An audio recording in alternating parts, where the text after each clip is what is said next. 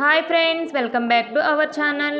ఈ వీడియోలో మనం చింతపండు పేస్ట్ని ఎలా తయారు చేసుకోవాలో చూద్దాం. ఈ చింతపండు పేస్ట్ కోసం నేను పావు కేజీ చింతపండు తీసుకొని ఆ చింతపండు మునిగేంత వరకు వాటర్ వేసుకుని ఒక గంట సేపు నాననిచ్చాను.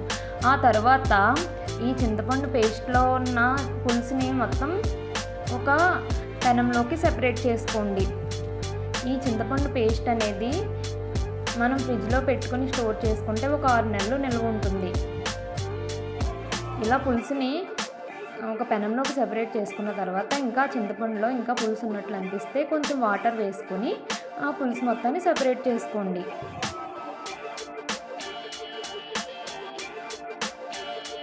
ఈ పులుసు మొత్తం సెపరేట్ చేసుకున్న తర్వాత ఈ పాన్ని స్టవ్ మీద పెట్టుకొని ఫ్లేమ్ని హైలో పెట్టుకొని ఇందులోకి 25 నుంచి 30 పచ్చిమిర్చిని చిన్న ముక్కలుగా కట్ చేసుకొని వేసుకోండి.